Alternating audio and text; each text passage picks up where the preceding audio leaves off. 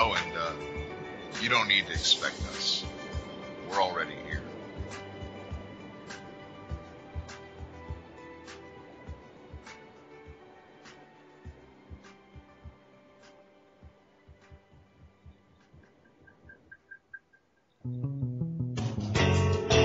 Hi, everybody. It's me, the Fetch, host of Inside the Eye Live. Before the Sunday mainstream media political pundit talk shows, there's Inside the Eye Live, where we break down some of the weekly mainstream media talking points before the talking points even get aired. Add in some entertaining stories, weather, cats, intriguing and informative guests, and you get one of the most listened to Saturday morning streaming media political talk shows going today. And it's all right here on our flagship station, Revolution Radio at freedomslips.com. So join me, the Fetch, for Inside the Eye Live every Saturday morning at 10 o'clock a.m. Eastern. It is truly intelligent media for the politically aware.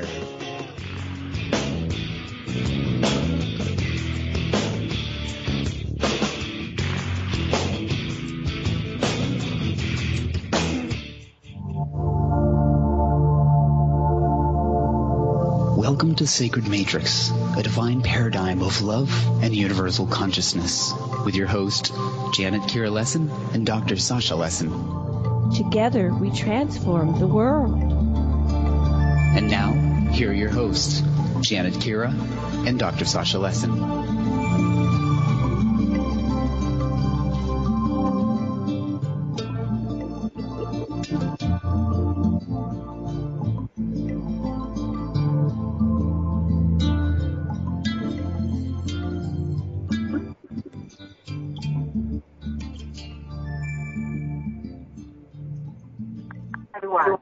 Welcome to the Sacred Matrix on Revolution Radio at freedomslips.com. I'm your host, Janet Kira Lessin, with my co-host, Dr. Sasha Lessin. And today we have a very special guest, Peter Moon. And Peter is an author and publisher who founded Skybooks, a publishing house whose theme is Where Science Fiction Meets Reality. Peter's career as a writer began when he collaborated with Preston-Nichols to write the Montauk-project, Experiments in Time, which tells the story of secret experiments that occurred on Long Island's East End at Montauk, New York, where the human potential was explored and exploited to the point where time could be manipulated. The publication of this story led to further adventures and publications which caught the attention of Dr. David Anderson, a time-control scientist on Long Island who has demonstrated that time can be controlled and has also provided the math and physics to back up his claims. David brought Peter to Romania in 2008, where he visited the Romanian Sphinx and has investigated other remarkable events surrounding the prospect of time travel, which are included in the Transylvania series, a series of 5 books which are centered around the theme of ancient initiations, which took place thousands of years ago and upon which our modern religions are based. This includes the discovery and opening of a holographic chamber beneath the Romanian Sphinx and a time portal in the most sacred part of Transylvania. These are some of my favorite subjects. I love time travel. Peter recently has released a podcast interview with time control scientist Dr. David Anderson, which is the first public interview he has conducted in 5 years, and I have a link to that I will put into for Sean to put into the chat. And he has a new book, The White Bat. We're going to be talking about all of his work and all of his books. And Dr. Lessin, what would you like to say before we bring on Peter? Well, it's really interesting, Peter, how your work dovetails with a lot of other stuff that we've been coming into. We had just been studying the Anunnaki, who were relative newcomers about 450,000 years ago, and we find that the tunnels that you've been accessing and that people have been finding all over, and the deeper stuff underneath Stonehenge and so forth, are all pointing to the ancient global civilizations connected to the very tunnels and the wonderful devices that you found there. So I really want to hear more about that. And, of course, it goes beyond time travel it's time altering and the different kind of directions in which our realities can go. So I'm really excited to hear what you got to say today, especially about Anderson too. Okay, well, it's nice to talk to both of you again. Yes, it's been a while. I think it's over a year. I forgot the last time we had you on, but we always enjoy having you here. And I know it's late for you in the East Coast, and it's only 2 o'clock here in Hawaii. But I want to put the ball in your court, and please tell us, because you have such a wide range of things that you study and report on and investigate and discoveries. Tell us what's the hottest thing, what's alive for you, what's the greatest charge, what do you have the greatest charge on right now? Well, the most exciting thing that has happened in recent times was when, actually I had heard from David Anderson on my birthday in January. David Anderson, of course, is a time travel scientist, as you said, a very mysterious character who kind of weaves his way in and out of my life. First meeting him here on Long Island when he lived on Long Island. And I know when I did have occasion once to visit him in his home, which was at Kings Park, Long Island, he said I was only the second person really to be there. So he was very private, very guarded in what he talked about.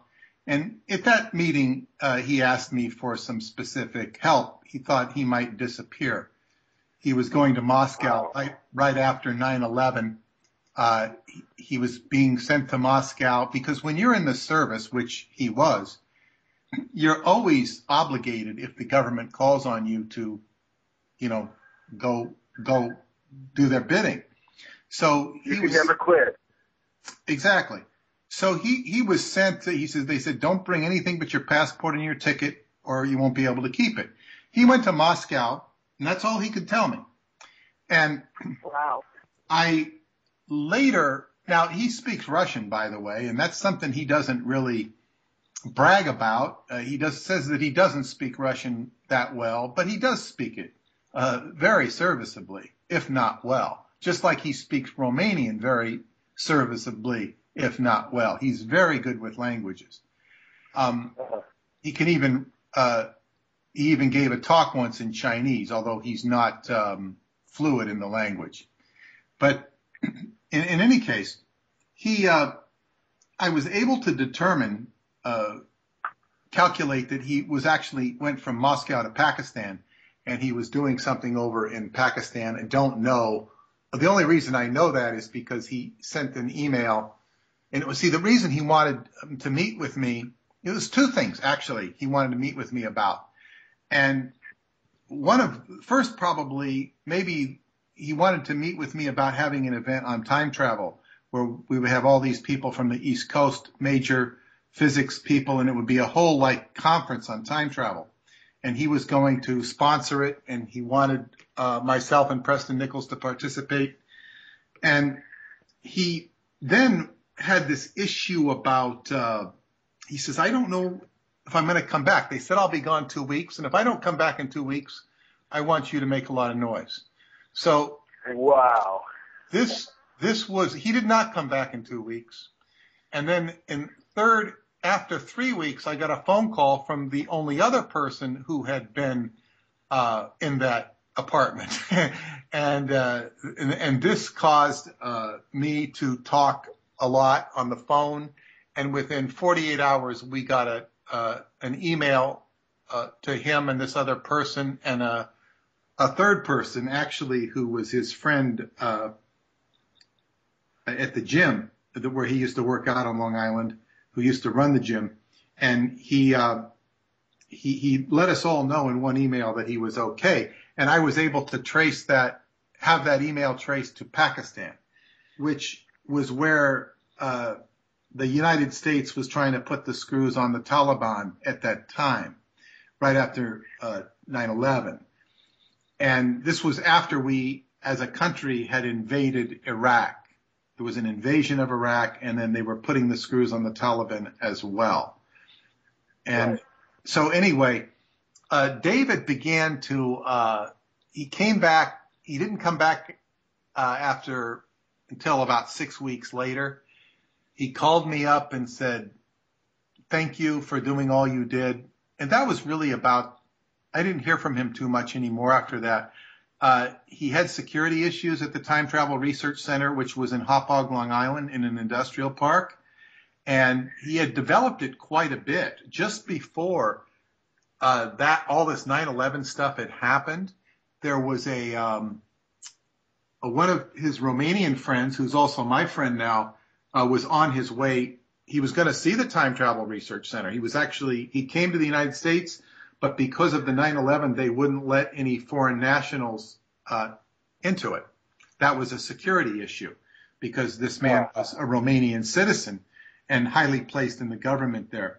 So that was disappointing to this individual.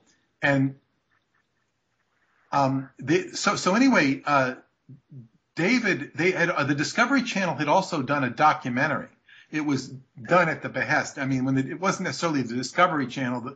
These networks will hire a production company to do something, and there was this whole documentary on the Time Travel Research Center, on the lab there in Long Island and also in New Mexico. And this has never seen the surface of light. And he does not know exactly what happened to it, except it was shelved. Instead, you have popular science touting the work of Ronald Mallett, Connecticut PhD. I believe it's the University of Connecticut, and Spike Lee buys his novel about time travel. And this poor man is not really in the same ballpark. And in other words, somebody once told me, a Native American woman, she says, the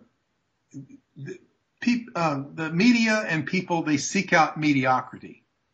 Mediocrity becomes the order of the day. Television will seek out mediocrity. And so it was a false flag to distract from the real things that David was saying. Well, yes, but also there is a predisposition in people to seek out mediocrity and to negate the good. Just like with Tesla, was ignored for decades, ignored. First he was blackballed, but then look at, I didn't even hear about Tesla in school. Did you, when you were going to school? Oh, no, resurrect him. Well, yeah, and so I only learned about Tesla when I started, I didn't learn about it from Preston-Nichols, but when I started hanging out with people that, were raising a lot of these issues that cavorted with him and whatnot. And because I'd never heard of Tesla. And of course, now everybody's heard of Tesla.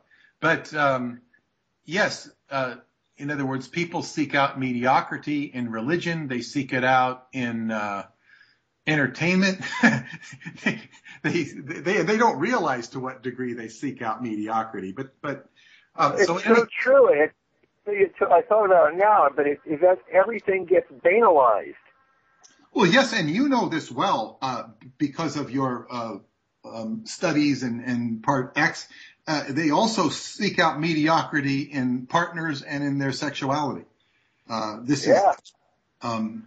sometimes it's worse than mediocrity when you get into the more perverse side of sexuality. It's worse than mediocrity. But so anyway. It's degenerate, like Frederick the Great, and the Great what,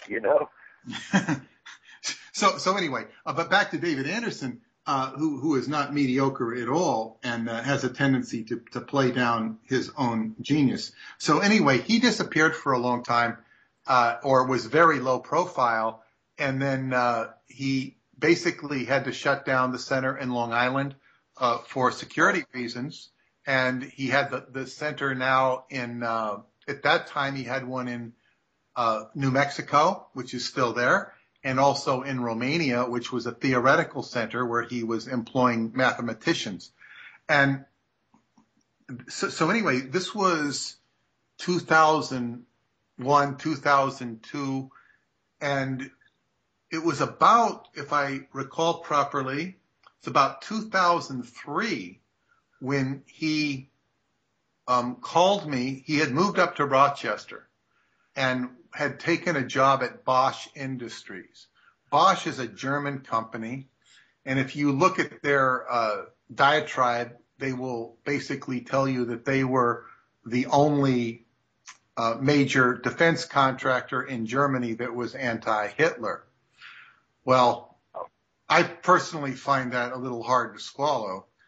However, they were a German contractor, and they make a lot of the things you might be familiar with, from snow blowers to appliances, and they make much, more big defense items as well. So anyway, he was working there, and it was all very low profile there.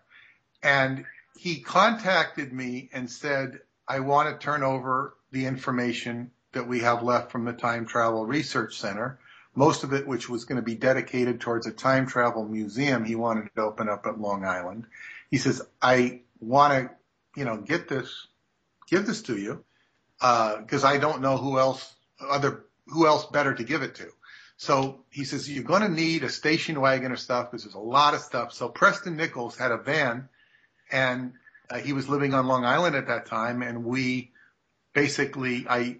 Preston helped me, and we drove up to Rochester, where he was, and could meet with him only for about 15 minutes. He says, I'm not going to be able to work with you for another 5 years. I'm not going to be able to see you for another 5 years. And I thought that was very disappointing. I hadn't seen much of him anyway. So I loaded all this stuff into Preston's van, and most of it was books. There was some artwork, and some of the original Journeys into Time, I was able to maintain that and resurrect it. That was his video that he had produced on time travel. Might even be on YouTube now. So anyway, that was 2003, and he remained, that was in Easter weekend of 2003.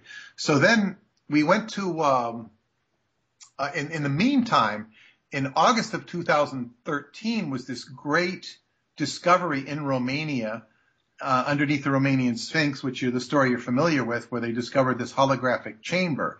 Now, it wasn't much longer after that, was within a year. My book, The Montauk-Project, had been published in the Romanian language, and the Radu Cinemar, the author of the book Transylvania Sunrise, had seen the Montauk-Project, wrote to the publisher and said, would you like to publish this manuscript? He did. He published it in Romanian. It was translated into English for me, sent to me. Would you like to publish this? Sat on my desk for 4 years. And it wasn't until almost 5 years later that I had the opportunity to finish the manuscript. I started it, but I could never finish it. Not because it wasn't easy to read, but because I was busy with other projects. So then, when I decided that I wanted to publish it and negotiated a contract, which took several months with the publisher, David gets in touch with me and says, would you like to go to Romania? I said, sure. It was 5 years. It was 5 years to the month. 5 years to the month. And then he brought me over to Romania, and I've made 8 trips there. I'm going back in next summer. And I didn't go this year because I had other responsibilities. The first time I hadn't been in 8 years. And I missed. Hey, Peter, he knew it was going to be 5 years because he already went there. He just came back to inform you of it. Well, it's nice to think that. And I asked him about that when I got there. He says, he says, it just worked out that way. I'm really not always so accurate. He didn't take any credit for that. But maybe some part of him knew, because one of his friends in Romania, who's a very esoteric lady, very knowledgeable lady, and she told me that in her estimation, David understands about 10% of what he's involved in. Now, she's not necessarily, the be all and the end all, but she made that was her sort of psychic intuition. She says he's aware about 10% of all the things he's involved in, because he's not necessarily just operating on this timeline, just like the rest of us are not necessarily just operating on this timeline. As to what degree can we take ownership of our multiple roles in existence? But so anyway, David has been in and out of my life over vast periods of time. So I did have a bit of an association, a running association with him from 2008 when I visited Romania that first time, and he really couldn't come forth with anything that was of value except that he had reincorporated and was going back in the time travel business. When he was at Bosch, he was going to India. He was doing a lot of what's that technology where you can get identification by looking in somebody's eyeball or cornea? It's a bioidentification, biosensors. He was doing a lot of technology there, and we could find it on the internet where he was posted stuff, but it was very obscure, not much.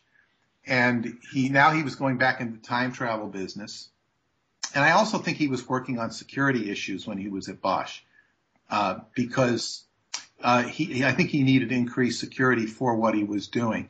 So in any case, 2009, I returned to Romania, and he lectured on time travel pretty extensively, and he had me participate in the lectures. It was like tag team lecturing, and we would sort of pick each other up when one of us ran out of juice.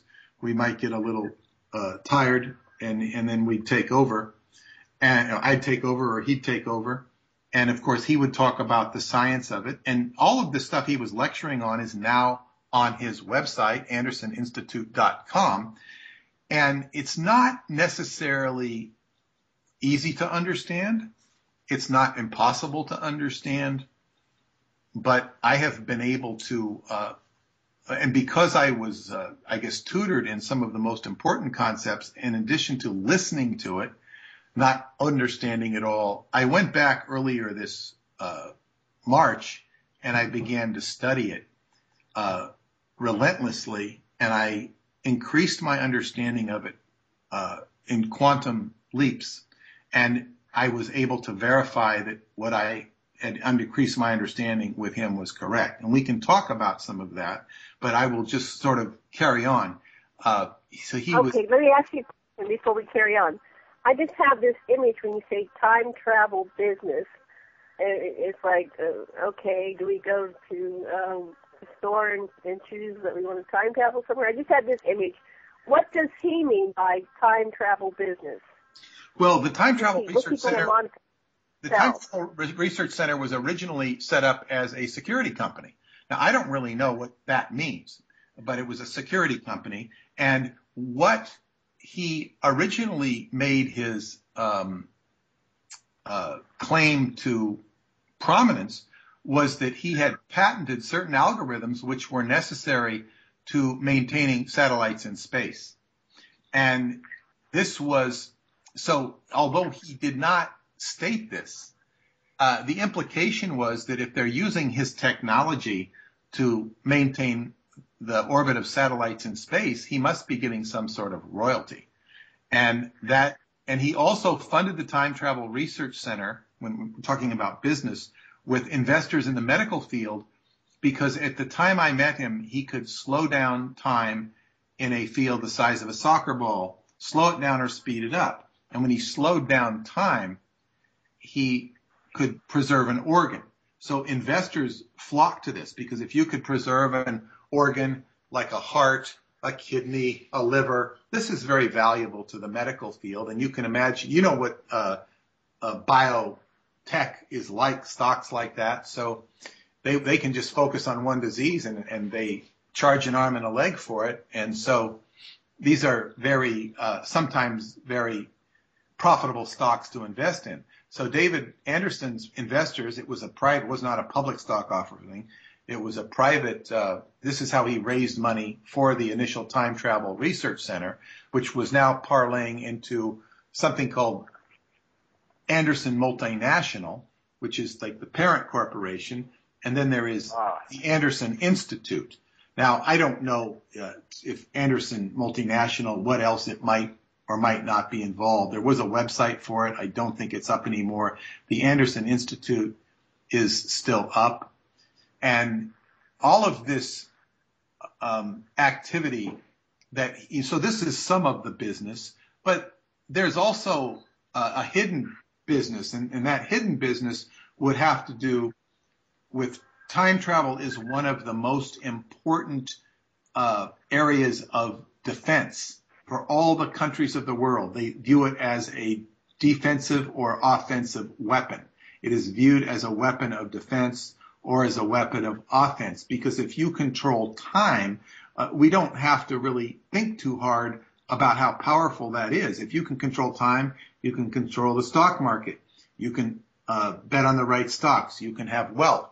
You can predict what's going to happen on the battlefield. So, well, you know what else you could do? You could maintain. You could just keep resetting the present, so we keep living with the same people on top who stay on top. You could indeed. So this is of keen concern. However, it doesn't take a rocket science to understand that some of the people who rule our governments and whatnot are not necessarily playing a fair deck or a full deck. It could be a fair deck. In some cases, it's a full deck. And now this is an interesting story about him. When I was in his apartment on Long Island, and I was making a comment about a Christmas. We were talking about China, and I was making a season's greeting card I got from the Chinese once. When I was in Frankfurt for the book fair in 1992, I met these Chinese, and they were very interested in the Montauk-project and time travel. They were the only country that even showed any interest when I was over there. And I found that odd. Their interest was so piqued, whereas the other countries, were. There was one guy from India, and I was trying to interest him, and they had all these spiritual books. I said, "Do you have any UFOs over there in India?" And he goes, "Some, but not too many." Not too many. He was pretty funny, but the Chinese were very interested, and so I didn't hear from them. And then, 2 years later, I get a New Year's card from them. I thought, this is such odd. I haven't heard from these people, and that's all I ever did hear from them. I eventually did get the books published in Chinese, but I don't think it was from that company. It could have been from somebody who went. But anyway, I was commenting on this to him, and he says, "Oh, I've got a card from China." And he takes me over to his mantle over the fireplace, and it's from the president of China. And then he's got all these cards which are from heads of state, heads of state presidents, and all these Christmas cards or seasons cards. One was from Gaddafi. And, it's like, wow. And he told me that he often had occasion to meet with world leaders, and he either said or implied it had to do with his expertise in nuclear weapons, because he's expert in these, being a physicist and whatnot, and being trained in the military. But he said that these world leaders often are very befuddled at how they got in their position, and they don't really know how they ended up there. And he says they try very hard to do the right thing. They don't know that they're doing the right thing. And he said that many of them have a lot of conscience.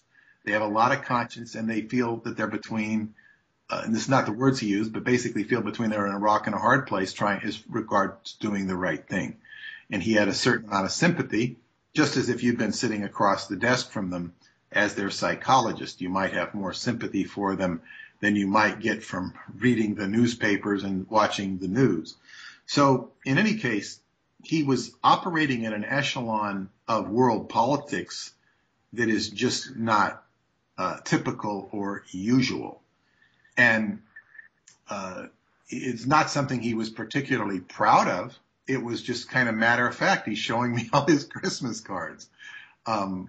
and they must have been up there a year because it was like we were in November, and so they were from the previous year. They'd been up there about a year. So in any case, he's a very interesting character, a very mysterious character. As one of his friends told me, he's got security clearance that's higher than the president, which really shouldn't surprise us because we've all heard about it. Right. Really all heard about that sort of thing before. People, the president doesn't necessarily have the highest security clearance. So in any case, he and then in 2009, I saw him in 2009 in Romania when he did these lectures, which had a very, as they say, influence on me, which wasn't really able to come to fruition until a few months ago. And then he came to my house the following September. And this was a meeting to do a, sort of wrap up on the camp and whatnot and talk about it and this. And I showed him some videos of the camp and he was very excited to see. I was also able to play him an audio CD that the author Radu Sinemar had sent to me. And he says, I only want you to listen to it, but the only other person I want you to hear it is David Anderson. He can hear it, and I would like to meet David Anderson. Now, so this time told me that he didn't know David Anderson. And whereas I thought they might have known each other, David kind of led me to believe that he did. And after he listened to it, he said he was very impressed that Radu trusted me so much. And he also said that he was told that he had met Radu by one of his associates in the government, but he couldn't say who it was, somebody who he had trusted for a long time, and said, you did meet Radu, you didn't necessarily know it was him. I don't even know if that's accurate, if his friend told him what was accurate, because there's a lot of opinions about Radu that are not necessarily correct. I've heard so many people opinions, and their opinions are so strong, and they have opinions about the chamber, and the opinions are too strong because none of these strong opinionated people have been in the chamber. So, and it's just kind of, I don't know where the strength of the opinion comes from. But in any case, then the following. Slow down. There's like different factions that have different interpretations they're trying to push. Is that? Do I have you so far? Perhaps. I don't know. I don't know where strong opinions come from. I mean, Sasha, is your degree in psychology? Yeah, one of them. Yes. Okay. Well, let me ask you this as a psychologist. I have my own opinion. It's not necessarily a strong opinion. Where in the hell do strong opinions come from? What makes a strong opinion? Like, I'm strong opinion. It's called consonance or dissonance. And so if you just nudge a little bit away, and then you have to suffer for it, the more you suffer for it, the more you cling to it. And if you're disproven, then you really cling to it even more. When prophecy fails, it's because you were so pure, and it's like it comes from this doubt that gets exaggerated, or it could go the other way. You either drop the thing and say it was junk, but it's called cognitive dissonance. Well, and that's what forms a strong opinion. Absolutely. Well, and what you're saying is you're suffering for this opinion or whatnot. It might be that you heard something bad about a particular race of people or ethnicity, and it gets reinforced, and people keep, proving it to you. Yeah, but at the political level, it sounds like the opinions you're getting are people that are representing perspectives that are mutually antagonistic for reasons that we don't know. That there's something way deeper going. You're on top of such important information. There's people that want it to manage how it gets out. That's what it seems to me. Well, I what's interesting, the cognitive dissonance is relevant because, like, say, I've noticed with my work when there is, I notice people's gray matter can reject it without even actually accessing or talking about it. or just a few words. They can turn and totally polarize because the vibration and frequency of what I'm talking about in my books sort of turns ordinary reality upside down. I think that's so right on, because it really does, because they have to toe the line on evolution and stuff in their Bible, and have to deal with the academics that are can control their careers, and your stuff threatens them. You've got too much information. Well, yes, and it's so when these strong opinions might have to do with the fact that the people advocating these strong opinions don't want it. They've already got their idea, and this information, even though they're sort of with the program, they don't want their idea unmocked or compromised, their idea of the universe. Because look at this chamber, holographic technology that can read out your DNA. This stuff is completely turns things upside down. And it's not something. So some of the opinions or information that's been fed to me is that it's not, the chamber is not in this reality.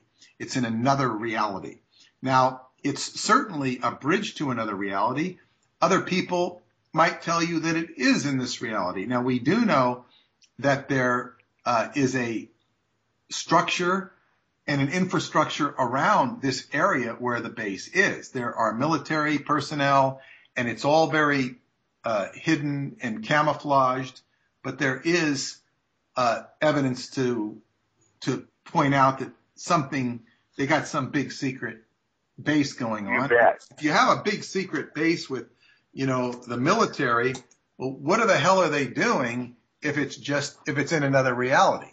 So, right. What is it? And of course, there's no question that the whole information bridges to consciousness and other forms of reality.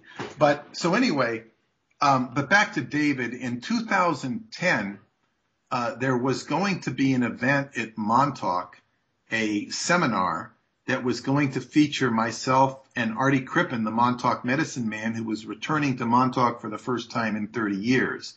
And it was a very special event, if only to bring him back to Montauk. So he'd been an interesting player in my life. I wrote about him in my book, The Montauk Book of the Living. And he was he still is a wonderful friend. I just don't see him too much anymore. But we were doing this event. So in the midst of it, I had this dream about David Anderson. And then right after the dream, I get a phone call from him, and I was going to have a meeting with him in this hotel, and he says he emailed me and says, I would like to have a face-to-face meeting with you. And I'm thinking, like, what in the earth is this about? And I said, well, sure. I said, and he suggested a time. I said, I'm going to be out at Montauk that weekend. Would you, but you can come. You will be. You'll be a guest if you want to come. And he says, is that all right if I do a presentation? I said, well, certainly. So he came all the way down from Rochester, which he was at the time, and he went out to Montauk, and we had this very unusual but successful event at Montauk. It was a 3-day event. I guess we had just enough people signed up, because it's like, you might think that, people would jump for this event, but when anything has to do with Montauk, not necessarily. People, and I did not advertise that David Anderson was going to be there. I could have increased the attendance, but I did not want to advertise it for security reasons. Didn't want. I got to say, Peter, that we've run into people that when you mention Montauk and what went on there, they get scared, they run away, they say, I don't want to hear it. They show evidence that they've been there in some sense. That people are afraid of Montauk sometimes. It is true. And what I've discovered, and I don't want to digress too much here, but like Hollywood basically is the montauk-project. Hollywood itself.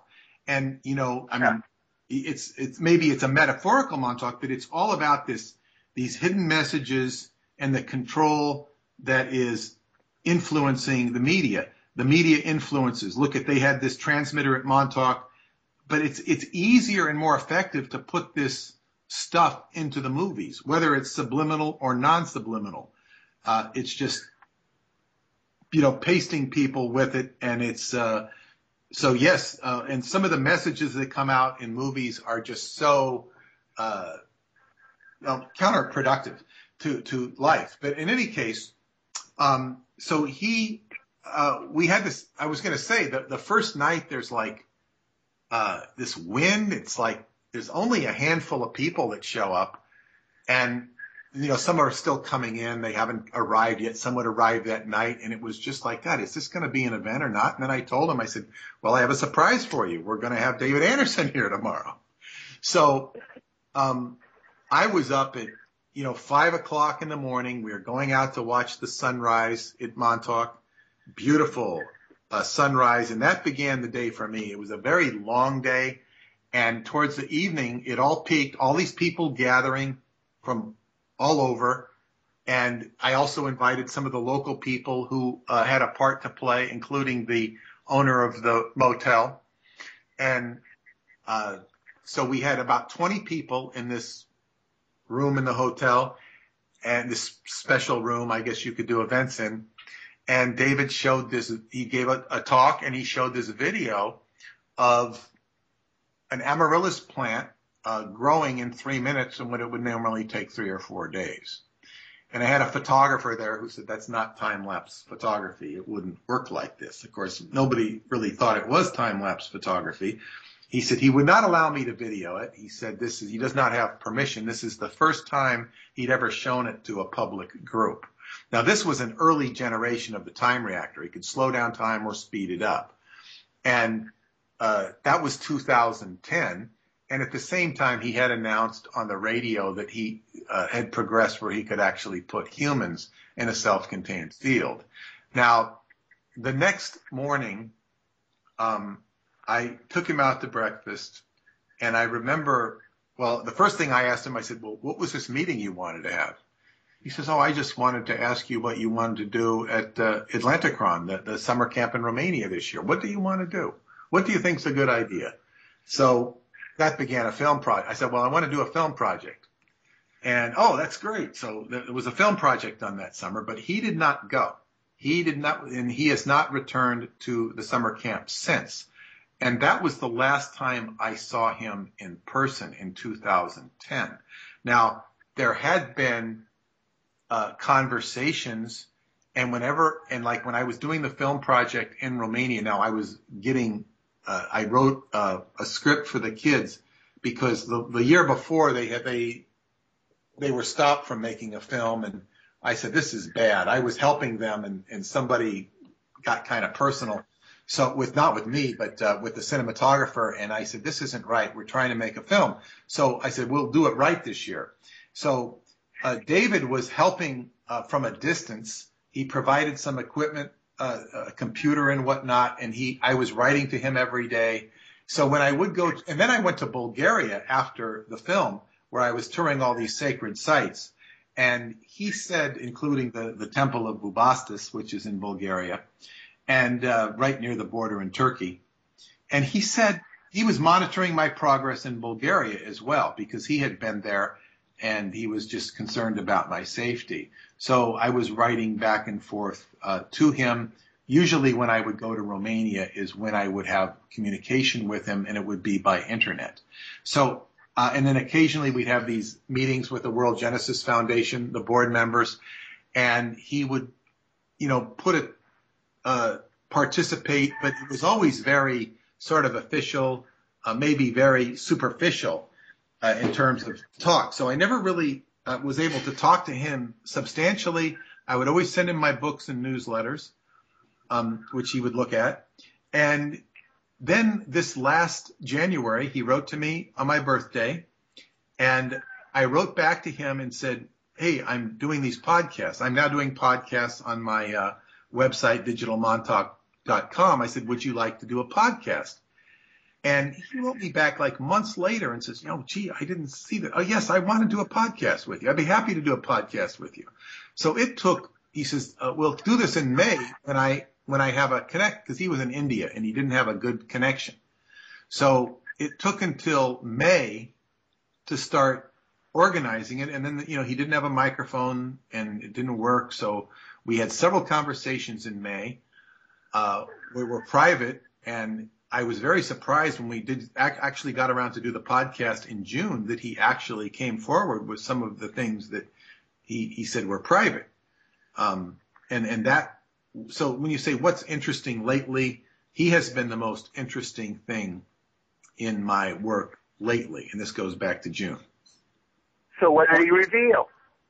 All right. I'm just looking at the top of it's not top of the hour. We've got a good 10 minutes. Okay. So what did he reveal? Well, I encourage everybody to listen to podcast number 8 at digitalmontauk.com. And if you're not familiar with Dr. David Anderson, you can go to podcast number 7 where I explain it. Well, the first thing I had asked him privately and clarified this on the podcast was that by studying his work on the website, andersoninstitute.com, it became apparent to me that when you're slowing down time, you're actually going into the future. When you speed it up, you're going into the past. So at the rate which you slow it down or speed it up would determine how far you're going to go into the future or the past. So, and he basically said, yes, this is true. Now, wow. And now, would you go over that again and slowly? That's a lot to take. Well, it's a lot to take, but see how simple it is. It makes time much more, I guess, tangible, or time travel. If you want to speed time up, you're going to go into the past. You're going to go the faster you speed time up in, say, a closed field, like called a soliton field or a time bubble. The faster you speed it up, it's actually going to curve off from the direction you're going in. If you have a vector going forward, like on an XY graph, and it's going to curve off the timeline you're on. It's going to appear invisible. And the math and physics of this, which I know you can understand, is in this newsletter that you can download if you go to Mathematics of Time at digitalmontauk.com. I've got a PDF file of one of my newsletters. It's a recent newsletter, the most recent newsletter, which explains the math and physics of how simple that backs up time travel. And this is something he's been spouting off for a long time. And because I studied his information so attentively, he looked at it, and I said, would you please look at this and tell me what you think? And this is what we had some of the conversations in May. He says, wow. He says, nobody's ever had the patience to break it down in such simple language. He says, can I use this when I give my lectures at universities? She gives many lectures at universities. And I said, well, certainly. So I put him on the copyright as well, because it's basically his information that I've learned from him that I've broken down into more simple concepts. And the basic thing, I give an explanation of what a closed time-like curve is. And a closed time-like curve is basically, and I explain what a light cone is. Now, he lectured on light cones and closed time-like curves in Romania. But these concepts are a little daunting because I couldn't say, well, how can you, what the hell is this? He says, well, basically, I broke this down, that every single point in space, it's like a pixel, has a light cone. Now, this is theoretical, and this is theoretical physics. It doesn't come from David Anderson. But if you look up a light cone on Wikipedia, which is basically straight physics, it's going to could confuse the hell out of you, because they put all this stuff in you don't need to understand. And then if you don't have familiarity with it, you're going to be lost. And the tragedy of all this with physics is that they don't really understand how time travel works. You see a lot of speculation about it and a lot of theorizing. Well, I'm friends with a man who actually does it. And I was still friends with Preston-Nichols, who actually did it. Maybe he does it too, but it's a different approach. In any case, every point in space is like a pixel, and each one is a light cone. Now, it's called a cone because you imagine a 45-degree angle going out. in either direction. Now, the reason is light can't go more than 45 degrees. And the reason for this is it's just theoretical. If you put flash a light, and you're on a spaceship going at the speed of light, and you flash a light at a mirror, by the time it reaches that mirror, the flashlight and the mirror are now going to be, millions of miles away from where they were. So where it emanated from, which is representative of the speed of light, where you are when it hits that mirror is going to be so far down, but you're going to have to draw a line from where it started to where that mirror ends up. And that angle is going to be 45 degrees. And it's going to conform to the Pythagorean theorem. This is all explained in the PDF file at digitalmontauk.com in the mathematics of time. It's got to be a 45-degree angle. And that's why it's called a light cone, because light's not going to exceed 45 degrees. It's just not going to do it. The angularity is what slows it down. Well, but listen. So it can go in either direction. But when see, according to physics, and this is from Frank Tipler, who in 1972 demonstrated on paper that if you exerted enough gravity on a point, that it could actually bend space-time. It could actually bend it. Now, this is accepted in physics. So, yes. And of course, gravity is a force. Gravity is a force. Now, it's a tremendous amount of gravity, and there'd have to be all sorts of things done that you just can't do pragmatically. But all you need to be able to do, theoretically, is bend this light cone. Now, Ronald Mallet thinks that if you bend a light cone and you can bend it, it's always going to bend around on itself, and you keep bending it and bending it and bending it, and it's going to come back. But he says you're not going to go into any point in the past before where that light cone originated. So his thesis is that you can't go back in time. You can go forward, but you can't go backward, and you can't go back before your time machine was invented. Now, what Dr. Mallet does not understand is that, yes, if you can not only bend the light cone, but you can bend the platform on which the light cone is residing. You can bend that which is bending. And you can bend it around, and you can go all the way back into the beginning of history. And I'll try to explain this thing clearly, and in the newsletter, which I encourage people to read.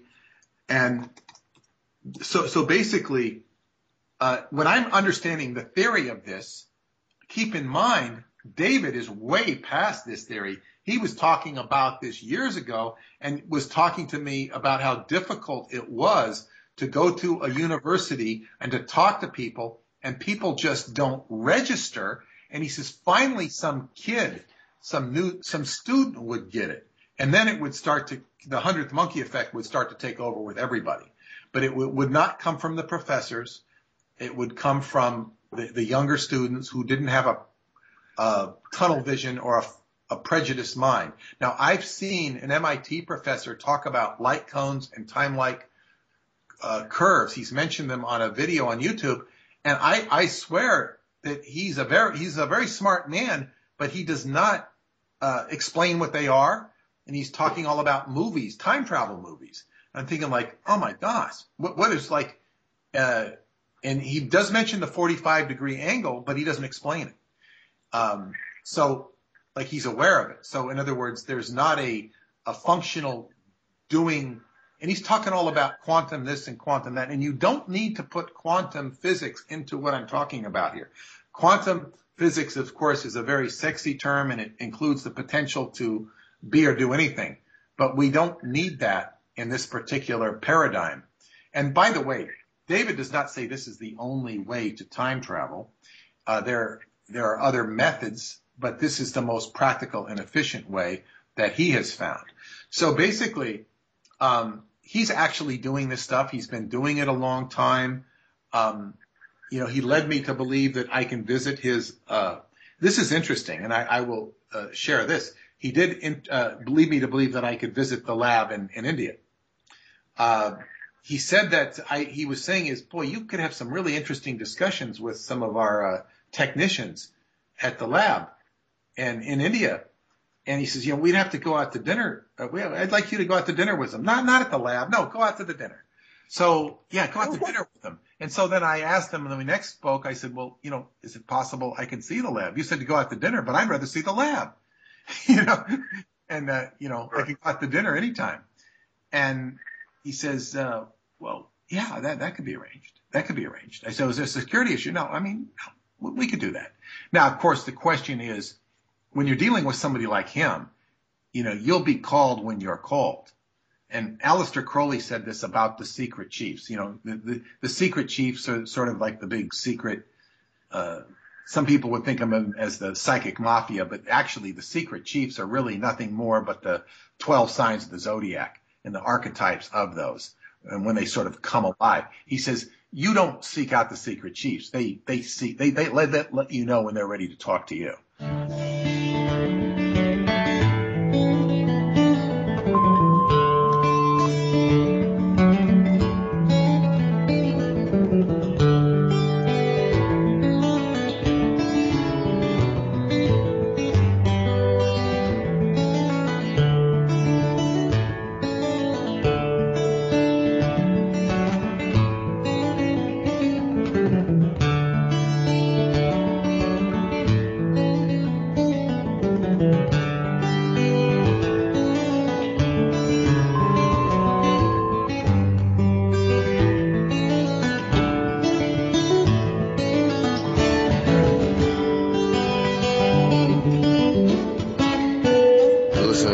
Radio at preston-nichols.com, and we'll be right back after this message.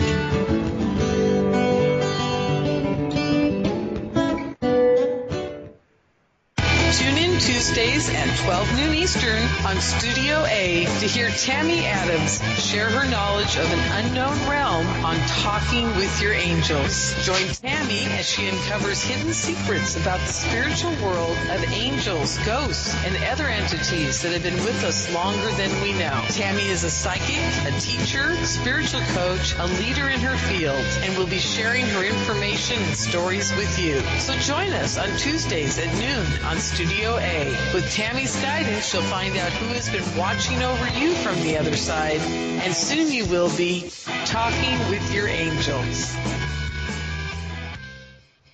The opinions expressed on this radio station, its programs, and its website by the hosts, guests, and call-in listeners or chatters are solely the opinions of the original source who expressed them. They do not necessarily represent the opinions of Revolution Radio and freedomslips.com, its staff, or affiliates. You're listening to Revolution Radio, freedomslips.com, 100% listener-supported radio, and now we return you to your host.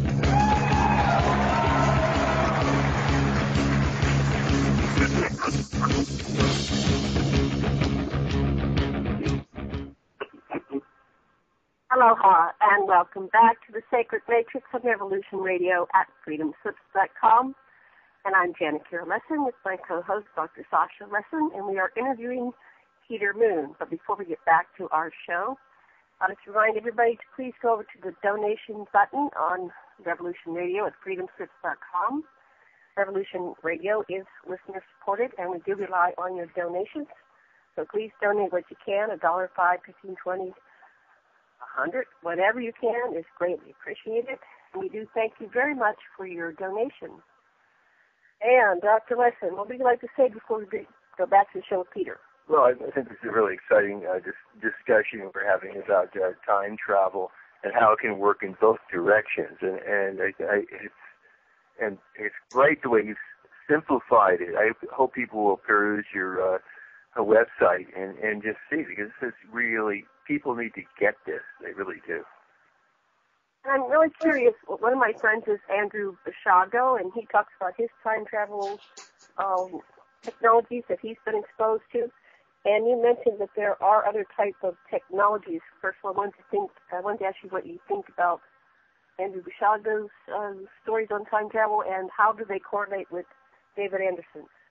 Welcome back to the show. I've known Andrew for it must be about 13, maybe 15 years, and he had actually had the rights to a book about Fatima, the prophecies of Fatima. And one of my authors, Alexandra Bruce, who speaks Portuguese, had translated it from the Portuguese into the English. And that's how I got to know him.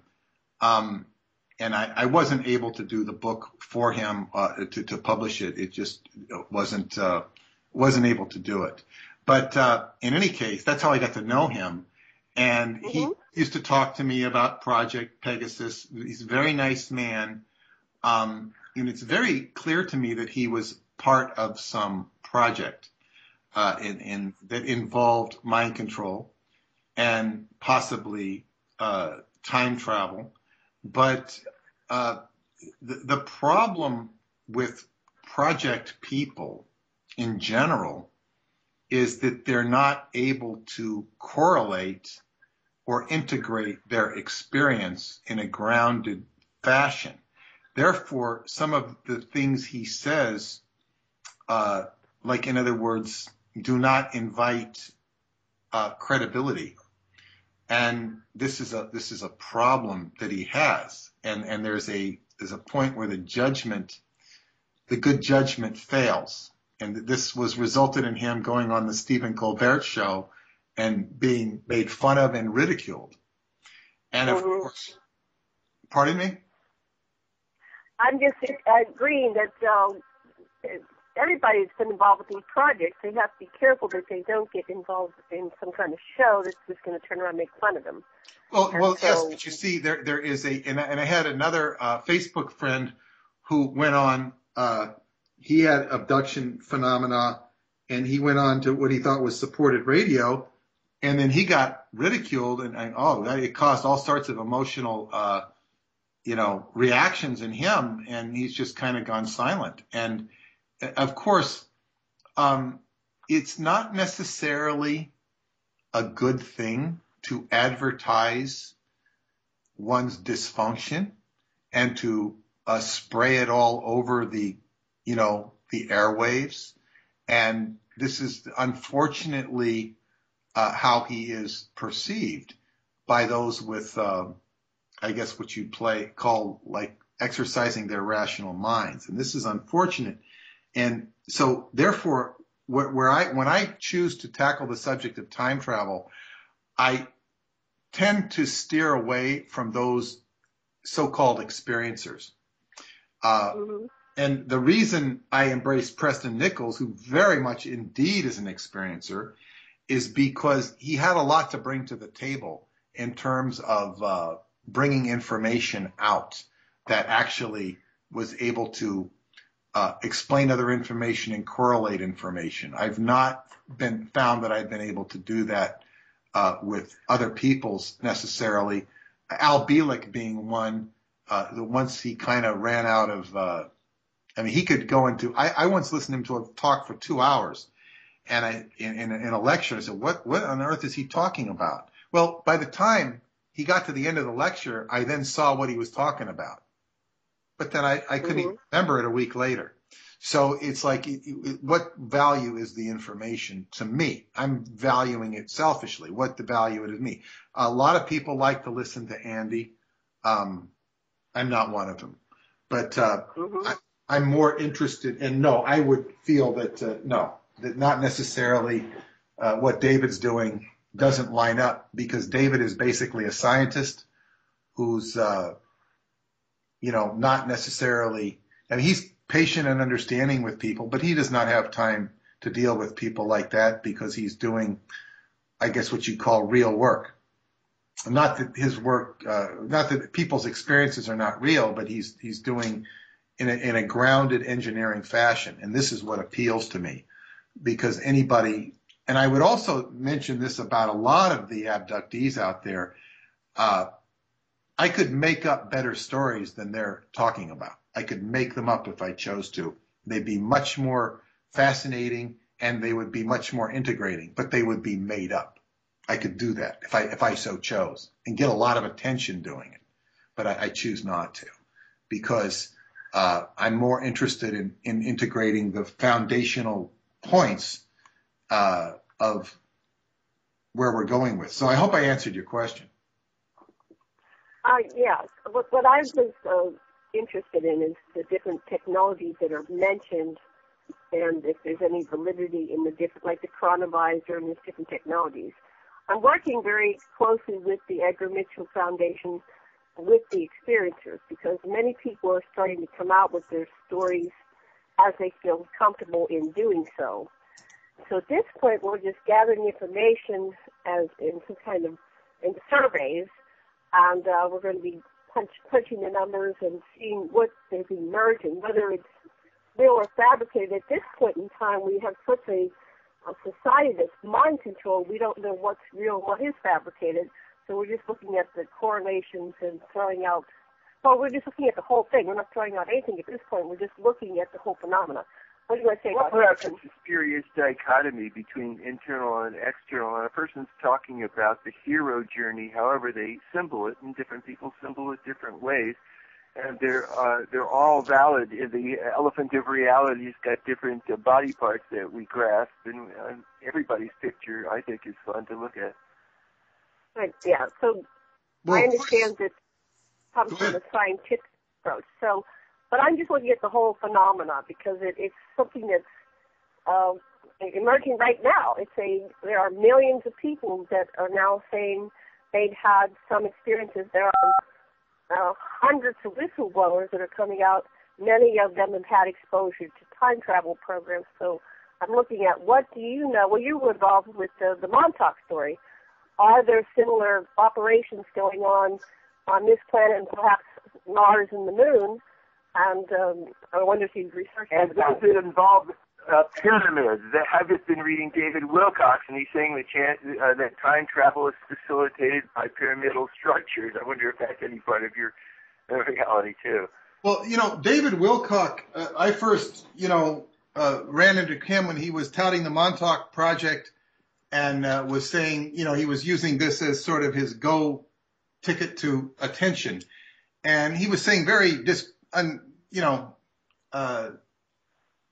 incorrect things about it. And of course, that book is all about the pyramid. It's about the octahedron in time travel. It's like, what is he saying? He just copies information. But of course, it's all part of that. But to get back to the question of are there similar projects? What Janet was asking. Yes, there's this whole universe is sort of a testament to these ideas of these projects and people being mind controlled, or where their gray matter is not fully functioning. And of course, we can go into some exotic theories about the 24th gene pair and fully activated brain with the 72 Goetia, or the 72 channels of the human brain that supposedly since King Solomon could, unleash. Every one of these represented the 72 gateways, or a jinn would control each one. And so therefore, when people don't have their gray matter operating with a full deck, it's like, what is there instead? What is there instead is something like a banal commercial or nursery rhyme. It's something that it's just like, it's crap. And so therefore, sometimes the average citizen can watch, people are so suggestible. And so like if you start running television and you start running TV, you start running, people will start, what is it? It's like this be like Mike thing they used to have, like Michael Jordan. Everybody wanted to be like Mike, It's like, so you have all these kids wanting to be like Mike. And yeah, hypnosis. Well, yes, yes, exactly. And I say, I love programming. So there's so much of this out there on so many levels that it is shaping the whole reality. It's creating a whole new paradigm, a whole new timeline, a whole new existence. So what came first, the chicken or the egg? We have this emerging right now, and I'm just looking at it at a whole other level. Not doing the blame, shame, criticize or anything. It's what is happening to our matrix. Did someone steal a timeline? A different timeline? Can we get our timeline back? Well, that is a theory that has been presented, and maybe yes, indeed, this is quite possible. But what I was kind of coming up to a climax at the break, and I did get this idea. Oh, okay, go back to that then. Yeah, which is, to me, is far more interesting than talking to experiencers who are basically going to be going back to their job, or perhaps worse, they may not have a job, which is often the case. And it may be, not too attractive set of orange crates they might be sitting on. So for their couch, and it depends, not all of them, but in any case. So anyway, he presented this, he basically acknowledged the idea that I might be able to see his facility someday.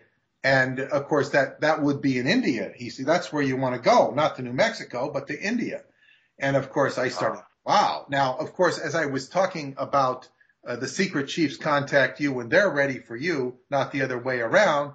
Well, this is an individual who is so busy, and who the hell know what is going on in his life. So in other words, he's going to be able to facilitate what I would like to do when he's ready to do it, when the time is right, when the timing is right. Now, I've also had occasion today, of all days, to review some of the correspondence that I've gotten with Radu Sinamar, who used to correspond with me quite a bit. And this is probably from the year 2011. And he says to me, and this is just a little paragraph from a rather long letter. He says, probably there will not be many letters written between us from now on, because there is a great chance that soon I will go to a certain place and we will not be able to keep in touch. And then he puts this in italics. He says, but I promise you, if time permits, I love this, if time permits, and this is basically saying time is the ruling factor, I will do everything possible to take you and show you what you want very much to see for yourself, as Caesar did for me many years ago. I do not know if this has value for you, but know that I will not forget this, and according to the possibilities, I will arrange for you what Caesar arranged for me 8 years ago. I just hope not to leave until you can read the fourth and last volume in the series. Now, of course, the fourth volume I have read, and I published it. It's called The Secret Parchment, and it's very important that I did read that, because that just ups the ante to everything. But he's telling, and I forgot all about this, of his conviction to show me these things, and because he's very much out of touch for the last, that was 2011, was 15. It's almost been 4 years since I've heard from him. And it was a couple years ago that when I met with the publisher, my publisher in Romania, which is also his publisher, the publisher was very concerned that I'd heard from Radu. And it's because he went to this place, wherever this place is, which we can only, I can only intuit or speculate that it has something to do with the inner earth. And yes, And that was the thought I had when you were starting to talk, yes. So what are some of the things, our listeners are probably not aware of this, but what are some of the things that you might get to see? That I might get to see, or he might get to see? Or what was your Well, he's going to show you, right? He said he wants to show you. What Caesar showed him quite specifically was the chamber beneath the Sphinx, which included the holographic record history of the planet, and it included the DNA banks where you could put your hand over the portion of the table and it would read out your DNA. The closer you get to the table, the more microscopic would be your DNA. And then if you put it over another spot on the table, it would read out the DNA of another life form show you the planet and star that it came from. If you put them over there simultaneously, it show you a hybridized version. So these are, and plus there were 3 tunnels there that went into different places, one to Egypt with a similar installation, one to Tibet, and one to the inner earth. Now, so what might I see? I might see time in a way that I've never seen it before. And this would be an accelerated pace of evolution for myself. Now, as an ordinary human being, and I grew up as a very ordinary human being, and I've always been able to identify with that, I've had the occasion to make literally quantum leaps in terms of my own evolution vis-a-vis what would have been expected of me had I gone along and done normal, so-called status quo normal things. I never followed the status quo, but if I'd been a status quo and become a doctor or a lawyer or some noble profession, and I wouldn't have been able to do all the things I've been able to do and make all the consequent evolution. So I would say that, at least in my own eyes, for what I would have been expected to be, I've done remarkable things. But so this would only indicate if what he's saying, I would be able to step it up a notch. That would be the hope. Now, it's I don't like to use this analogy, but it's a very apropos analogy. Like, say, when one takes, and I know you're familiar with this, when one takes a hallucinogenic, one can see all sorts of things that they haven't seen before. And they can view the world in a different way. Well, this would be like that experience without having to take the hallucinogenic. And also, what my key role is to integrate it, not only for myself, but for others.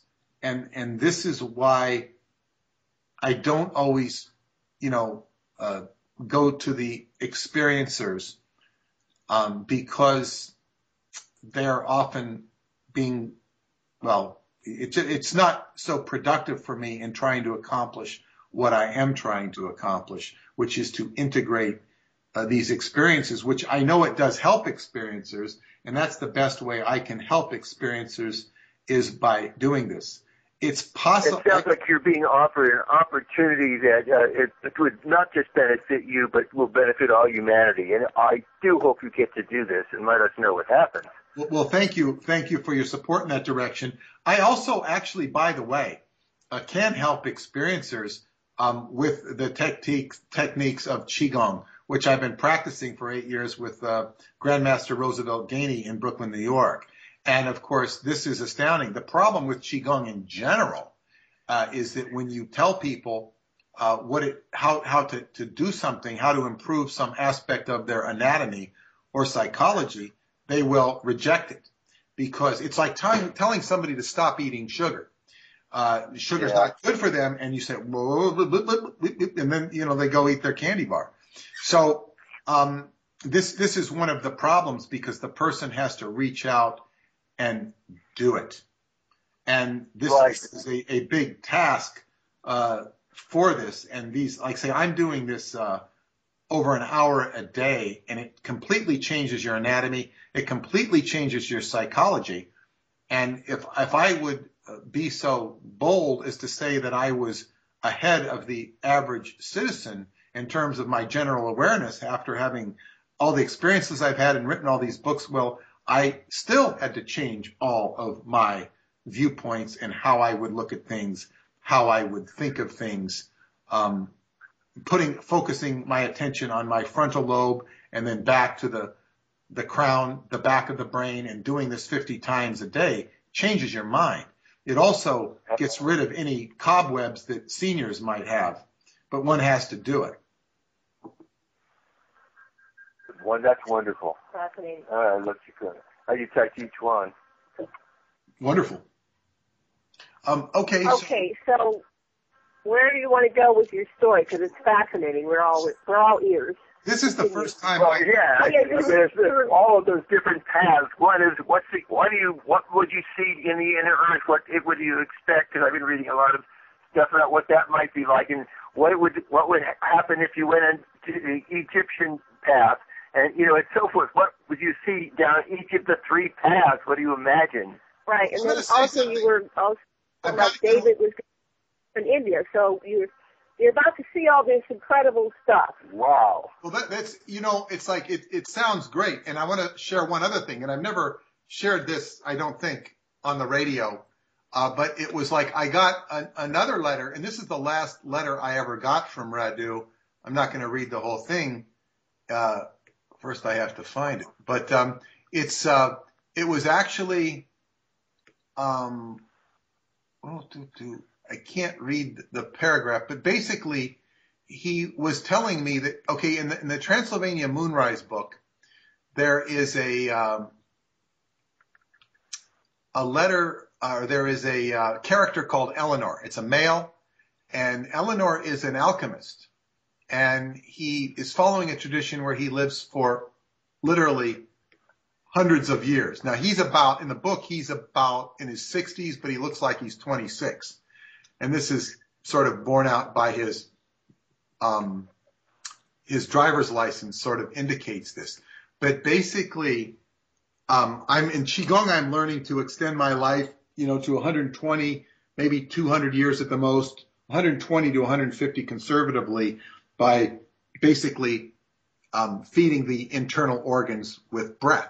And when the internal organs are filled with breath, when the lungs, there's 5 lobes of the lungs, and these feed the internal organs. And when when you die of old age, it's because you've got organ failure. Well, if you're feeding oxygen into the organs, you're not so likely to die. And this is something that, doctors don't know how to breathe. They don't have a clue other than what they breathe. People don't know how to breathe. So anyway, that's a whole nother subject. But then I agree entirely. My studies lead me to the exact same conclusions.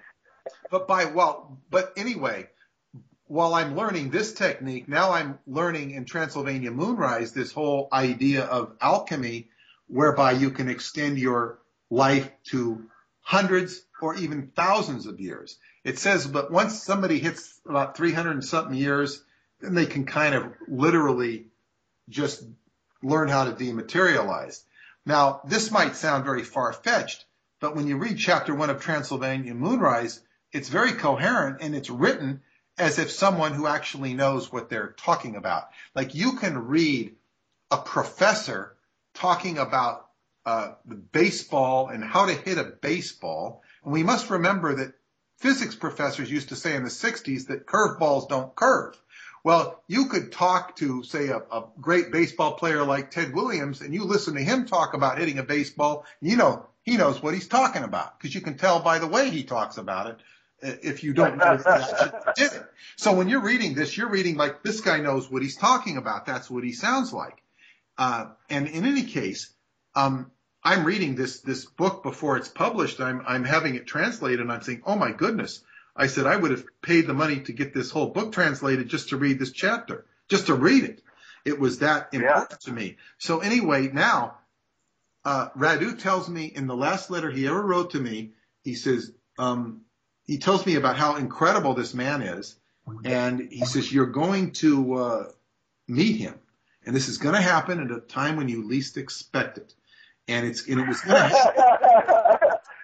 And it was supposed to happen in about a year from that time, within a year. And it never did happen because I was not ready for it.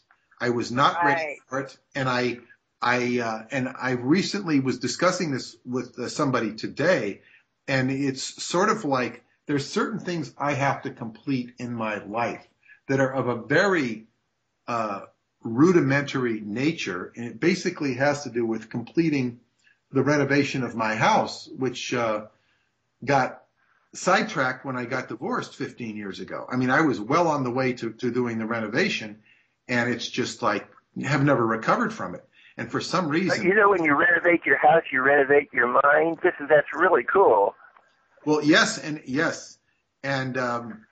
So anyway, this is I'm realizing the focus that I need to put on this, because then I will be complete and perhaps able to participate in this idea. Now, by the way, I took this information to my Qigong teacher, eventually gave him the book, and I said, but before he'd read the book, I said, look at this guy. If I were to meet this guy in person, I'd be watching his breath every set, every moment. Well, the man in the book, Eleanor, describes this device that he has, which is geometric in nature, and it's a rhomboid with a circle in it and a square and a crystal, and in the center is a violet crystal, which he turned violet through his will. Now, this basically creates a vibration that keeps you young. It's a vibration. And I asked my Qigong teacher about it, and he says, yes, vibration is a completely valid way of affecting something, but you have to have the vibration, and it has to be tailored to you. So in any case, my Qigong teacher, instead of saying, oh, no, you got to stay with my practice. No, he said, he's open to the truth. He says, well, vibration is vibration. So it's certainly an open possibility. But while this stuff sounds all fantastic and wonderful, most of my life is day to day dealing with mundanity. Always has been. Because I'm like a writer and a publisher, and I'm an administrator as well. So these things have to be done. That's how I survive. But, the percentage of, I guess what you'd say, excitability and excitement and what can happen, there's been a lot of self-improvement as well. So this is sort of the gateways are there, and to the degree that I can walk through them and share them with other people, it has not only value for myself, but value for other people. So these things, and you were asking me, well, where do we want to go from here? Well, that's, I couldn't tell you where I want to go, what's going to happen in the future. This is one other thing I'm going to mention. David Anderson said in 2016 he would do 2 public appearances with me. We don't know where they will be. We don't know when they will be. But he did say that. Now, since I've spoken to him in June, I've not heard from him, which leads me to believe that he's I asked him a funny question when we were like off the air. And I said, do you ever feel like Captain Kirk? Captain Kirk sitting in front of that screen, and he's looking at what's outer space. I said, only instead of looking into outer space, you're looking into time. Do you ever feel like Captain Kirk in that? And he just you could feel him smirk on the other end of the phone, and he says, well, there's just some things I can't talk about. So, it's sort of a yes. There was also another interesting thing. Now, in the new book, The White Bat, I have chapter 7 includes a patent of the time reactor. I'd originally put that patent on my website, but it was taken down, not by me. There have been other things on the website that have disappeared. So, which are very interesting, but we won't go into those now. So anyway, I put it in that book, which pleased him because now it's on record. He said it was sequestered by the U.S. Patent Office. He filed it. There was an official filing. And what sequestered means is that in order to look at it, you have to have a certain classification or security clearance to read it. So it's there, but you can't read it if you're just a common person. Oh.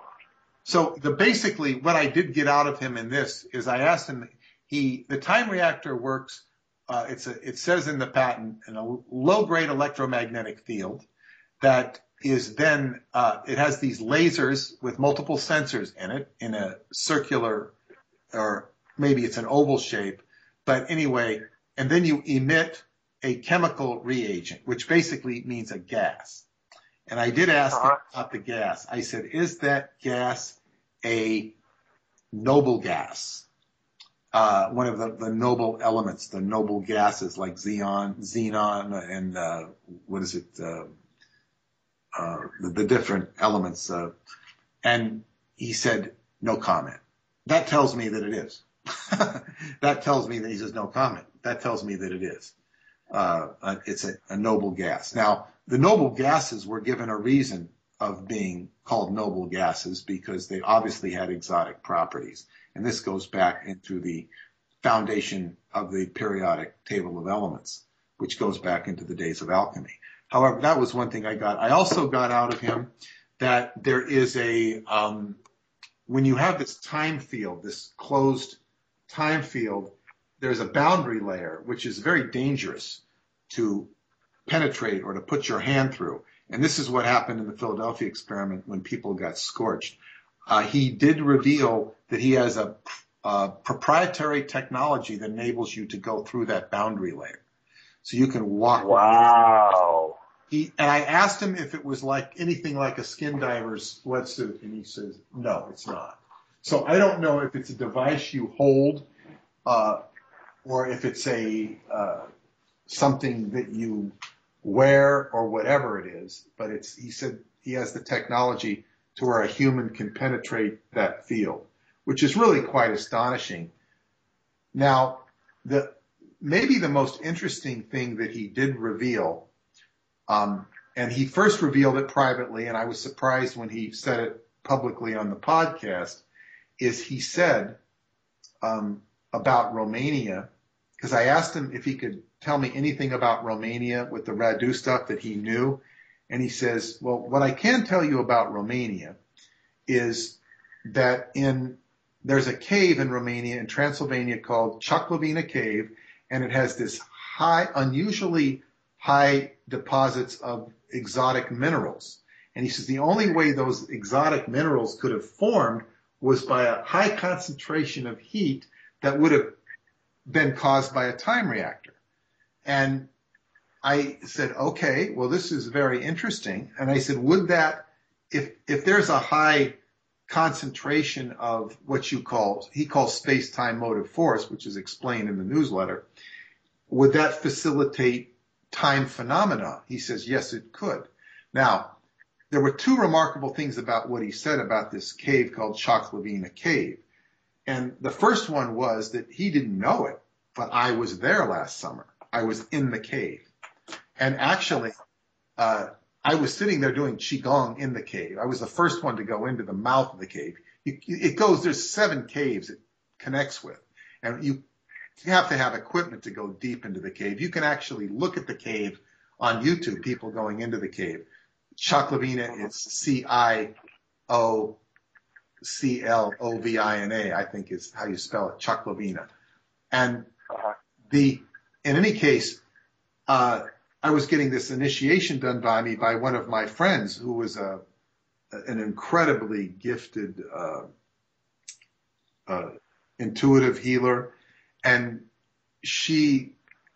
and I had my eyes closed, and she was doing this sort of feather ritual around me.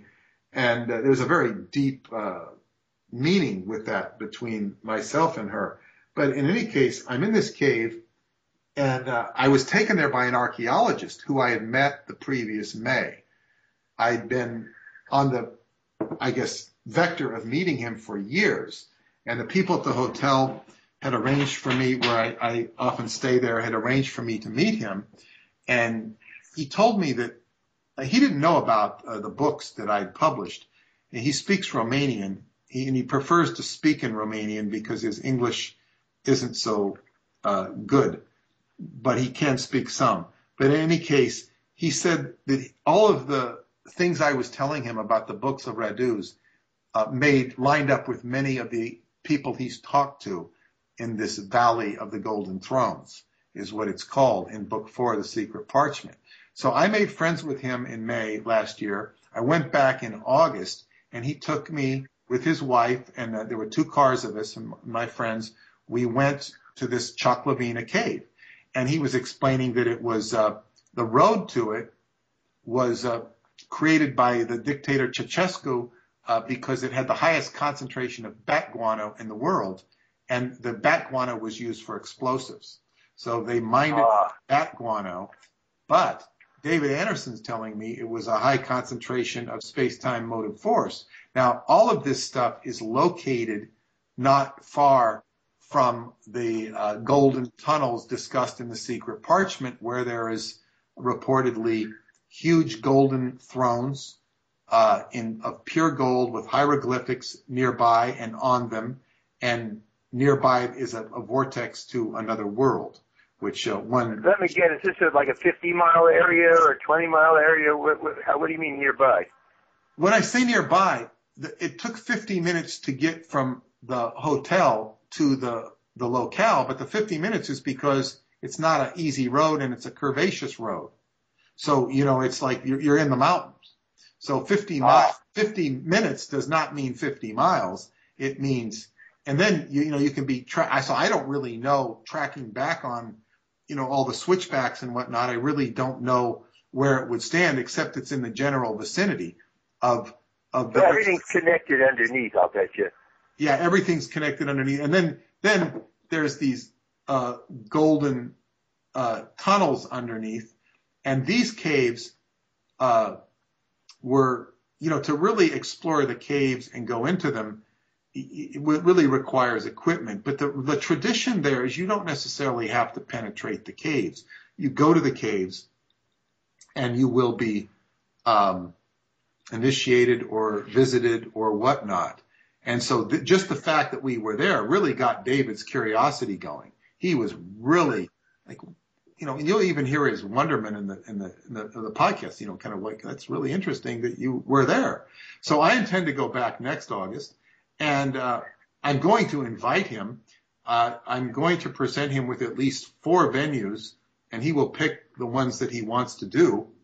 And I don't know that he will pick that one. I would hope he would. I'd like to take him there because he has not been there physically. And he would love to go into Transylvania with me someday. But because I wouldn't say I know every little last nook and cranny of Transylvania because there's too many nooks and crannies. But I certainly have a familiarity with it that I didn't have. And I'm learning new things about it all the time. Wow. So go ahead. Go ahead, continue. Well, I was just going to say I basically have a lot of seeds going for me that create potential excitement in the future. And to tell you the truth, I might not be actually working on any of these I will go back next summer, but I'm not necessarily going to be working on these for the next even year, because I may be doing something else which might be even more important or interesting. Not necessarily during the time, but I'm not ready to announce that yet. It all depends. I have to follow what the path that is the most intelligent, at least from my own perception. So who built all this stuff? What are your conclusions or theories? Well, I have said this recently, and I think that when we talk about aliens and we talk about the discovery of who built this, I think the movie and the book, I read the book before I saw the movie, 2001: A Space Odyssey, is a very good metaphor where, they discover this monolith over centuries, and the ape man sees the monolith, and then they discover the monolith on the moon, and then they send this mission out to Jupiter. In the book, it's Saturn. And when he gets out there, he sees the monolith in outer space. And then he kind of goes into an interdimensional experience where he sees himself as an old man, and he begins to get downloaded with all this information. He has a transcendent experience, but basically all he really is discovering is himself, and that we built it all. We built it all. And we can say, and when we assign other authorship, these are lost parts of ourselves. And if you get down to the deep archetypal consciousness of everything, we are the cosmos, and we've lost that viewpoint. We don't think of ourselves as the cosmos. We think of ourselves as the individuated Janet, Peter, or Sasha that is in a human body that is struggling to figure out how we can survive in the cosmos and be at one with our fellow humans who have also forgotten that they are the cosmos, and or at least many of them have. So this is, it's like I don't believe in the Big Bang theory, but the Big Bang basically implies that we were all separated. We all went splat and we got lost. It's sort of, we need to become aware that we are part of the cosmos. So all of these, I really like the way of formulating it. It's like A.R. Borden's topological thinking, where you can simultaneously be in more than one space, identifying with the creator of all and little Peter and Janet and Sasha, at both. Exactly. And I was going to bring up something. It was a discussion I had with Janet many years ago, and it had to do with first of all, anyway, there was in the book 3, The Mystery of Egypt. It's talked about that part of what they're there to do is to recover discs. They're slabs, and if you do something to one of them, it'll read out a holographic projection of time. These were time archives that they were recording, and they could only take so many of them with them because they only had so much room in their vehicle. But they took a huge bunch of these back, and they were to be sent back to America for further evaluation. And this was in the book Mystery of Egypt, and I always thought, what are they going to do? They're going to send these back to America. Now, what are they going to do when they get to America? I mean, we're talking about the Pentagon. And what is the Pentagon going to do with them? And I'm thinking, well, they're going to have to invent some sort of CD player or slab player where they can watch these holograms. And then they're going to have to recruit people from the FBI and the CIA, maybe trainees and maybe some of the soldiers. And they're going to have all sorts of people watching them and taking notes on them to know what is relevant. And I'm thinking, like, what is this? This sounds so implausible to me. Then one day, a radio host that I know was telling me about this huge computer that they're building in Utah. And it would make, it goes way beyond terabytes. I don't forget the name, but I mean, this thing is huge. And this thing could suck up all the internet in no problem. But then I realized, I said, well, it would make sense that they would build a computer like that to host these time archives. And you're not going to have people from the CIA and FBI and Pentagon watching these things and taking notes. What's that going to do? It's like, it's not going to do anything.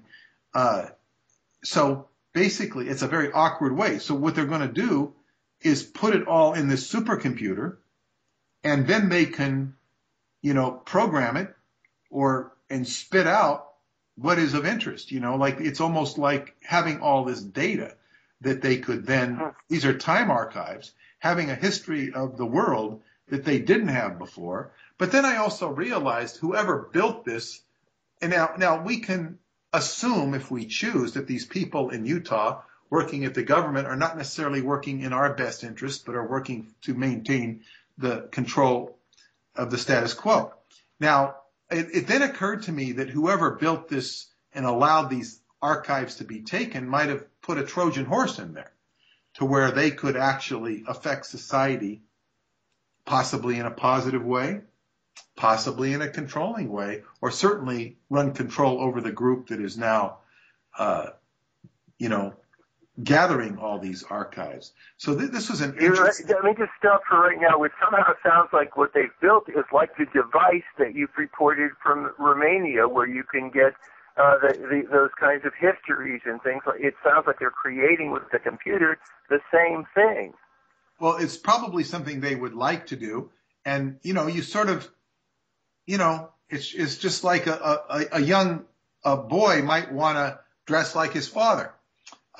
He might want to go to work like his father. He might want, when he's a little boy, he might want to do the same thing that his father does. And so, these people would say, well, if they're doing it, we can do it too. Imitation is the greatest form of flattery. So, we really don't know, but these are ideas of what our world is doing and thinking. And the reason I mentioned my discussion with you, Janet, is because I remember you telling me about some weird computer installation that you were sort of it was right there on Hawaii, and that you had some encounter with. And so you've got all of these banks of data, operations, secret operations going on, and there's no shortage of them. It's just that people are coming forward with them more and more. And all of this reminded me of your experience that you told me many years ago.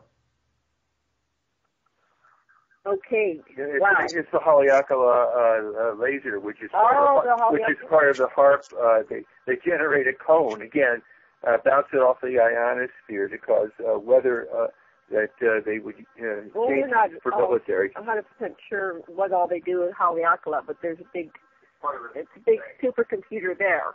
Right. So, okay, so back to what you were saying. Well, yes, and I guess what I'd say, one of the things I think the direction I'm going to be going into is some of the, I guess what you call underpinnings, the magical underpinnings of what's holding some of these paradigms together, and which would be sort of like knocking loose the cobwebs or blowing the nose of some of these situations. Because one of the things I've noticed in my correspondence or in my interactions with David, it follows a thread of magic.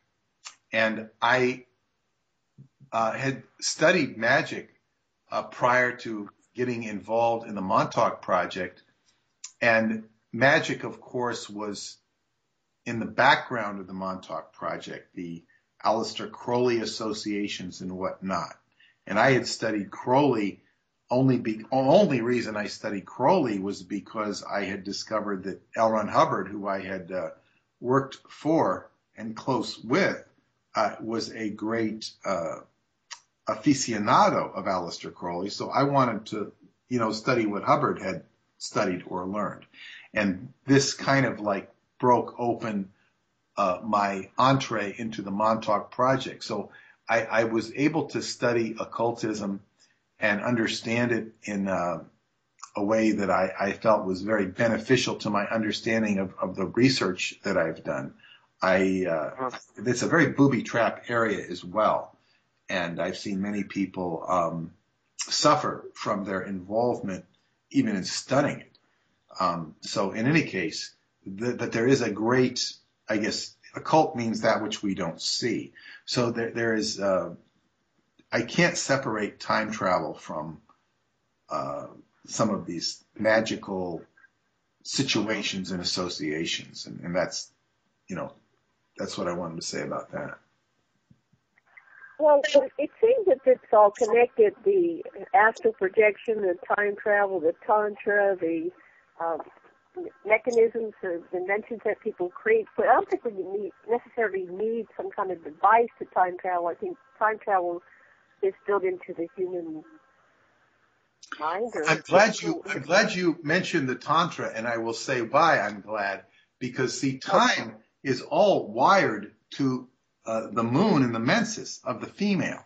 And when we talk about Gaia, we have a very discoordinated Gaia consciousness when it comes to female menstruation on this planet and recognizing it for what it is and what it has to value.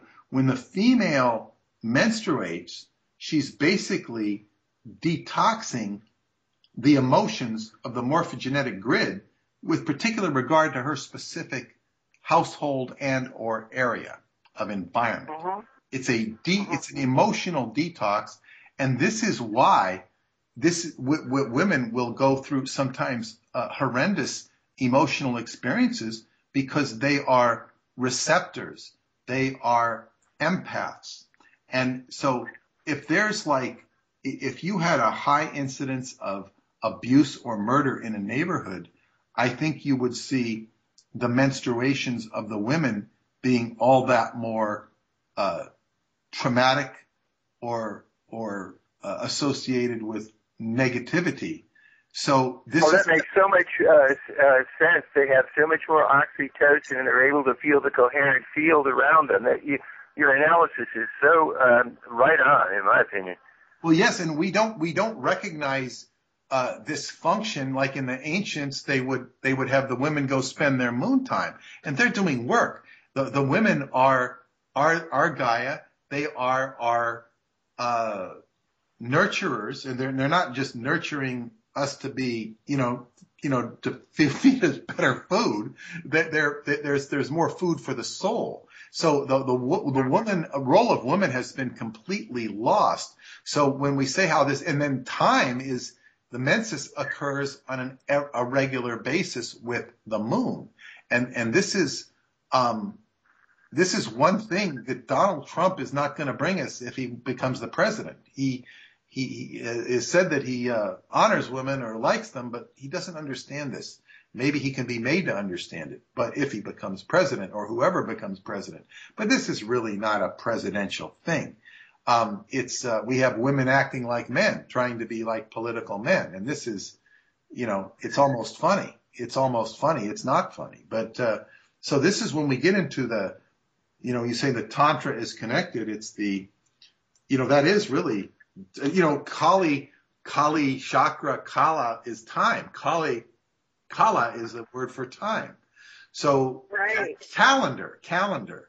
So this is all related. The feminine principle, the feminine energy, and my synchronicities in the occultism of Montauk led me to Marjorie Cameron, who was the subject of the Babylon working, which was designed to reincarnate the goddess and to bring the goddess back. This was the work of Jack Parsons. Now, Jack Parsons is frequently vilified for being a Satanist, a devil worshiper, a disciple of Aleister Crowley.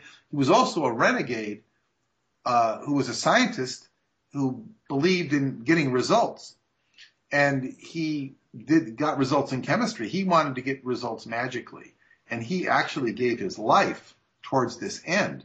Now, whether that was sane or not, he was looking at the bigger picture. And whether he succeeded or not will be determined in the future. But in any case, the point he made, he made a very good point, which is not well understood. And so did Marjorie Cameron, who taught me much of this, is that the point of it is to resurrect, it sounds good to resurrect the woman and all this, but no, we want to resurrect the function of the woman. I mean, we want women, the function, well, both, yes. But it's like, you can't put a woman on a pedestal without enabling her to do what she does, let her be who and what she is. And society is not built this way. And it's unfortunate that they don't go hand in hand. We need a reorganization of this planet, a re-education, and this is a vast, vast thing. And how does this fit into the new technical world we live in with Google and Facebook? And we're moving into astrologically in the years ahead when Aquarius, Uranus? Pluto goes into Aquarius. And this is the age of super technology. So how does the goddess fit into all of this? I don't really know, except that the doors are more open than they used to be. And this is a good thing. Can you refresh my memory about what Crowley did with the modern incarnation of Nana? I think it was in the temple, in the Sphinx, right, or the pyramid, inside or underneath. I don't know. Remember you wrote that in one of your books. I don't know if he. It was like opening its mind for Hitler or something like that. No, he didn't do a Nana. He did a sex magic ritual in the pyramid, the Great Pyramid at Giza, and then when he went to the Bullock Museum in Cairo, he saw the 666 stele, and it had the Mentu, and it was all this stuff, and his wife began to channel, and she began to channel to him and do all this stuff, and then he began to transmit the Book of the Law. That's kind of what happened with him. I don't know if he had a separate thing with Inanna. I really just don't remember that, nor do I remember writing about it. It's possible, but I don't recall that. Too, because that was a long time since David Rockefeller, Suprema, said it was with Nimma. All right, so we hear all these stories, but anyway, there was something about creating the timelines, and then, there's the Philadelphia experiment that opened that, and every 20 years we have the biorhythms all aligned. So we don't know what happened in 2003. Was there something that happened with the timelines with this? In 2003 was the discovery of the chamber. In August of 2003 was the discovery of the chamber in Romania. There was also a blackout in New York, a major blackout. That was 2003. 1983 was the Montauk-project. 43 was the Philadelphia experiment. 63 was ITT Brentwood. And Brentwood is in Long Island. And I just discovered a little bit more about that project. They sort of had a precursor to the HAARP. They had all these antennas out there. I just it's a precursor. I mean, it could be a precursor to HAARP. But it's something we haven't known too much about is what happened in 1963 at ITT Brentwood. Now, 2023 would be the next big day with that biorhythm, and that's only 8 years away. And right. I've had big synchronicities every year that I go to Romania. Now, I happen to go to Romania during that window of August 10th to 14th. It's not, I don't go for that reason. I go because the camp now meets at the first week of August, and then I plan a trip after that. So it always coincides with these biorhythms. And I think one of the most spectacular ones was a couple years ago when I arrived. I was writing this book called The White Bat, and as soon as I get there, it's August 11th, and I'm told that they just saw a white bat a few days earlier on August 7th. They saw a white bat in Mashandi's cave, which caused me to go back the following May in pursuit of that white bat. I was not able to go to the cave because the weather was not, it's too muddy during May. That's when I believe that the bat was supposed to appear. But I was shown a picture while I was there of a whole species of white bats that is not known to zoology. And it's quite possible that the white bats... Peter, we're going to have you back again. My goodness, I went fast. Could you please tell everybody how to contact you and any information you want to share, because we're going to get the end of the show here in just about a minute. Sure. Skybooks at yahoo.com is email. People can contact me, skybooks at yahoo.com. The websites are digitalmontauk.com, where you can listen to the podcast, you get the newsletter, and if you would like to buy the books, you can go to Amazon or go to skybooks.usa.com, skybooks.usa.com.